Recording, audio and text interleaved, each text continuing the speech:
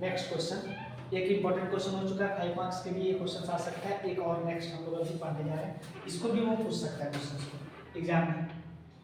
क्या है? इंटीग्रेशन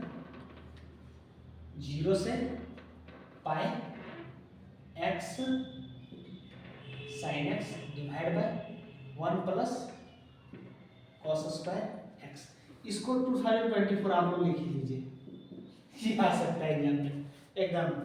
कि हाँ ये क्वेश्चन को हमको पूछने का मन कर रहा है, ये आएगा। तो ये देखिए एकदम सेम पैटर्न पर क्वेश्चन है।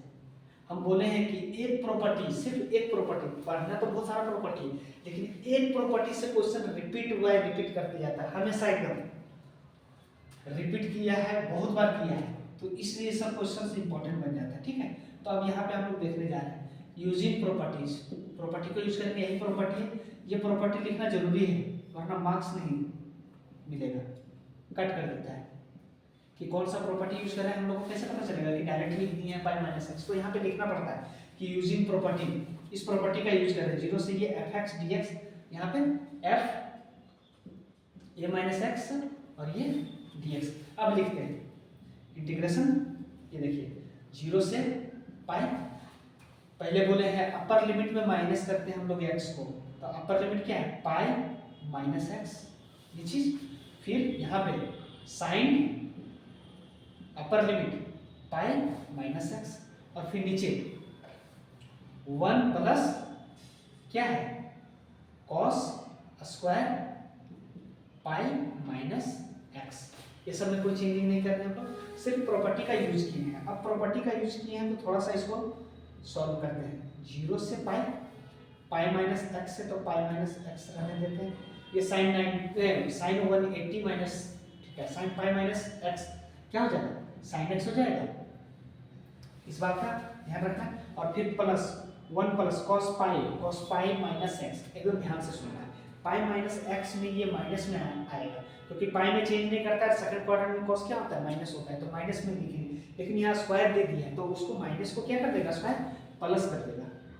माइनस को स्क्वायर क्या कर देगा प्लस कर देगा। तो ये हम लोगों को समझ में। फिर देख रहे हैं कि इसका जो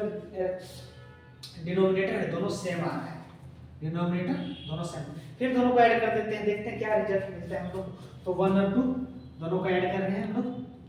1 और 2, इधर i प्लस i हो जाएगा, ये लेफ्ट साइड में i और i हो गया, ये 0 से पाई, फिर डिनोमिनेटर जान रहे हैं, डिनोमिनेटर क्या है दोनों का सेम है, 1 प्लस कॉस स्क्वायर एक्स है, तो ऊपर वाले को लिखेंगे, ये क्या है एक्स साइन एक्स प्लस फिर पाई माइनस एक्स साइन एक्स, और ये dx, साइन एक्स को मल्टीप्लाई कर देते हैं ऊपर वाले को, यहाँ पे i और i क्या हो जाएगा 2i हो जाएगा, i और i 2i, ये 0 से पाई, 0 से पाई, यहाँ पे क्या लिखा हुआ है x sine x plus pi में मल्टीप्लाई करेंगे साइन एक्स को क्या लिखेंगे pi sine x minus x के साथ मल्टीप्लाई करेंगे तो क्या हो जाएगा x sine x divide bye, ये देखिए 1 plus cos square x, 1 plus cos square x, और ये dx, इसको और इसको कैंसिल कर सकते हैं, कैंसिल कर दिए, माइनस प्लस कट गया। अब क्या ध्यान रखना है, ये 2i इक्वल टू 0 से पाई, ये पाई को बाहर ले लें, पाई बाहर ले लेते हैं, और ये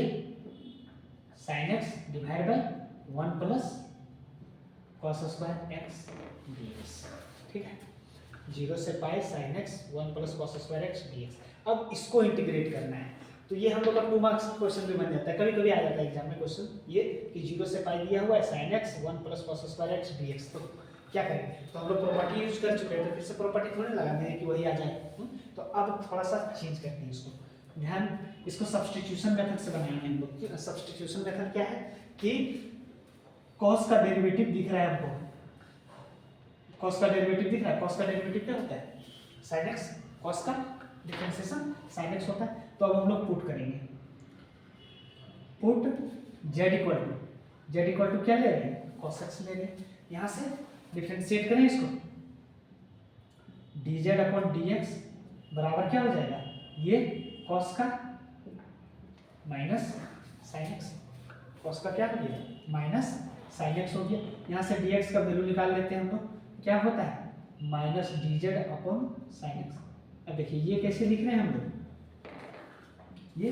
dx को इधर ले गए और इसको इधर ले आए हैं, ये dx को यहाँ ले गए हैं और इसको इधर ले आए हैं, तो dz by sin x minus super sine, तो dx हो गया। और जब हम लोग जानते हैं कि डेफिनेट लिमिट में, डेफिनेट इंटीग्रेशन में क्या पता है हम लोग को कि जब लिमिट दिया हुआ रहेगा, लिमिट डेफिनेट इंटीग्रेशन में दिया रहता है, तो कुछ भी अगर यदि हम लोग सब्स्टिट्यूट करते हैं तो उसका लिमिट भी चेंज होता है, उसका लिमिट भी चेंज होता है। तो इसका लिमिट क्या हो जाएगा, थोड़ा सा ध्यान देना है यहाँ पे, ये x हो गया और हम लोग z इक्वल टू निकाल रहे हैं, तो x का वैल्यू जब 0 बैठाएंगे तो cos 0, x का वैल्यू जब 0 है तो cos 0 का मान कितना हो जाएगा, 1 हो जाएगा, 1 होगा ना, z इक्वल टू 1 निकलेगा, cos 0 का वैल्यू क्या होता है 1, तो 1 हो जाएगा। अब पाई बैठा है तो cos पाई का वैल्यू, यहाँ पे पाई बैठाएंगे तो cos पाई का वैल्यू क्या हो जाएगा -1 हो जाएगा। तो इस तरह से लिमिट चेंज हो गया, सारा dx किस में चेंज हो गया, dz में चेंज हो जाएगा। सब्स्टिट्यूट करते हैं इसको, ये चीज ध्यान रखेंगे, 2i पाई बाहर है, ये लिमिट 0 0 की जगह क्या आ गया 1 आ गया है, और ये पाई की जगह -1 आ गया है, और फिर ये sin x लिखे हैं 1 प्लस cos स्क्वायर x, और इसको dx की जगह क्या लिखेंगे minus dz by sin x, ये sin कैंसिल हो गया 1 से, तो ये माइनस को बाहर ले लेते हैं, माइनस बाहर ले लेंगे तो 2i बराबर माइनस पाई, इंटीग्रेशन का साइन 1 से लेकर के -1, और ये dz और cos को क्या माने हैं z माने हैं, cos को z माने तो 1 प्लस z स्क्वायर। अब देखिए ये फॉर्मूला आ गया हम लोग का, क्या चीज 1/1 plus z square, 1/1 plus z square किसका फॉर्मूला होता है, tan इनवर्स का फॉर्मूला होता है, तो उसको लगाएंगे हम लोग यहाँ पे, tan इनवर्स का इंटीग्रेशन, ये 1/1 प्लस x स्क्वायर का इंटीग्रेशन जो होगा वो tan इनवर्स हो जाएगा, तो माइनस पाई बाहर है, इसका इंटीग्रेशन करेंगे तो क्या हो जाएगा tan इनवर्स z। अब फिर से अपर लिमिट और लोअर लिमिट का वैल्यू बैठाना है हम लोग को 1 -1, इसमें 1 पहले -1 बैठाएंगे फिर 1 बैठाएंगे, तो ये पहले अपर लिमिट बैठता है इसमें, तो माइनस पाई बाहर हो गया। अब इसको बैठाएंगे इसमें, क्या ध्यान रखना है हम लोग को कि tan इनवर्स -1 फिर माइनस tan इनवर्स 1, ये कोई दिक्कत, इस तरह से। अब ये चीज तो मालूम होना चाहिए कि इनवर्स हम लोग पढ़ लिए हैं, ये सेकंड चैप्टर में ही था हम लोग का कि tan इनवर्स -1, जब tan इनवर्स -1 में, tan इनवर्स जब माइनस में होता है तो माइनस बाहर आ जाता है इसका, तो एक काम ध्यान से करना है यहाँ पे 2i बराबर माइनस पाई, ये माइनस है, और tan इनवर्स 1 का वैल्यू क्या होता है पाई/4 माइनस tan इनवर्स 1 का वैल्यू क्या होता है पाई/4। ज़्यादा डिटेल में ले जा रहे हैं ये, तो पाई/4 याद रखना है कि tan 45 डिग्री का मान कितना होता है 1 होता है, इसलिए tan पाई/4 का पाई/4 यहाँ पे लिखते हैं, tan 45 डिग्री का मान 1 होता है, तो 1 की जगह पे पाई/4 tan कैंसिल हो जाएगा, फिर ये आ जाएगा। अब यहाँ से हम लोग क्या लिख सकते हैं, ये यहाँ पे लिख रहे हैं 2i इक्वल टू क्या है माइनस पाई है इंटू पाई/4 दोनों को ऐड करेंगे क्या हो जाएगा, ये -2 पाई/4 आ जाएगा माइनस। अब ये 2 से कैंसिल करेंगे 2 आ जाएगा, यानी हम लोग का 2i बराबर माइनस माइनस प्लस हो जाएगा, और पाई तो पाई स्क्वायर बाय 2, ये 2 को डिवाइड कर देंगे तो i बराबर पाई स्क्वायर 2 इंटू 2 क्या हो जाएगा पाई स्क्वायर बाई 4, ये हम लोग का आंसर हो जाएगा। तो इस तरीके का क्वेश्चन से एग्जाम में पूछा जा सकता है, ठीक है।